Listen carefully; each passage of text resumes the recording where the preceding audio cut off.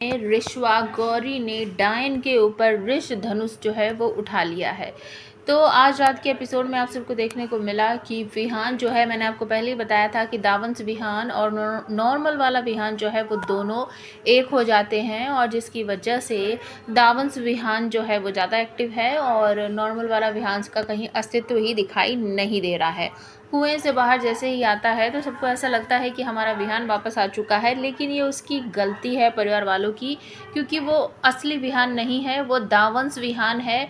मतलब कि वो डाइनो का राजा है और इस घर में जितने भी लोग रहते हैं, दादा, चाची, चाचा और गौरी, वो उनको बिल्कुल भी नहीं पहचानता है। इस बार ऐसा हो चुका है, तभी अचानक से जो महाडाइन है वो भी अपनी टोली के साथ आ जाती है और सब उसे देखकर बिल्कुल भी नहीं डरते हैं।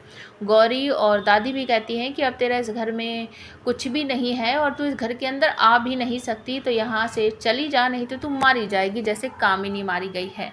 लेकिन यहाँ पर महाडाइन जो है वो हंसने लगती है और कहती है कि ये तुम लोगों की गलत फहमी है, मैं अब यहाँ से कहीं नहीं जाने वाली, मैं यहीं रहने वाली हूँ। तो धीरे धीरे करके दावंश विहान जो है वो महाडाइन के पास जाता है और उसके पैर छूने लगता है। ये सब देखकर गौरी बिल्कुल चौंक जाती है, सब रोने लगते हैं, सब समझ जाते हैं कि ये हमारा विहान नहीं है, ये तो दावंश विहान है।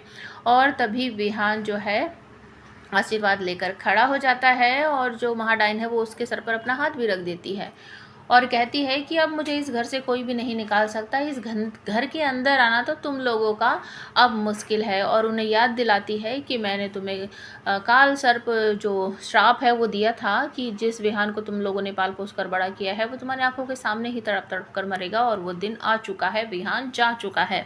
इस तरीके से बोलती हैं। तो सबसे पहले तो दावंश और महाडायन घर के अंदर जाते हैं और उसके बाद धीरे धीरे करके सब लोग घर के अंदर आते हैं। तो जो कामिनी का कमरा था उस कमरे में जाने की कोशिश करती है महाडायन।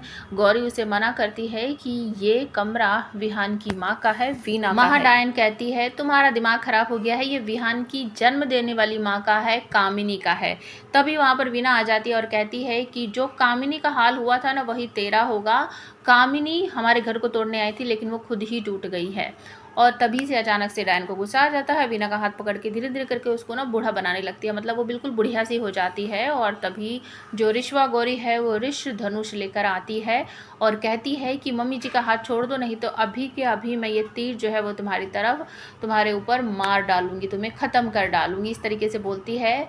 तो तभी आपको देखने को मिलेगा कि डायन कहती है चलाओ चलाओ, इससे मेरा कुछ भी नहीं बिगड़ने वाला है। वो वीना का हाथ तो छोड़ देती है, वीना नीचे गिर जाती है और वो धीरे धीरे करके नॉर्मल हो जाती है। लेकिन विहान जो है अपनी वीना माँ के कमरे में जाकर वहाँ से उनका सारा सामान उठा उठा कर बाहर फेंकने लगता है। और ये सब देखकर मोहना जो है या फिर महाडायन जो है वो बहुत ज़्यादा खुश होती है और तभी कहती है कि एक बार फिर से कोशिश करके देख सकती हो, अगर ये धनुष तीर मुझ पर आजमाना है तो आजमा सकती हो, मार सकती हो, मुझे चला कर दिखाओ मुझे। और बीच में आ जाता है विहान। तो आज रात के एपिसोड में आप सबको ये देखने को मिला। अब आप हमें कमेंट करके बताओ क्या सच में विहान बदल चुका है या फिर ये एक सोची समझी सी उसकी प्लानिंग है, कमेंट ज़रूर करना।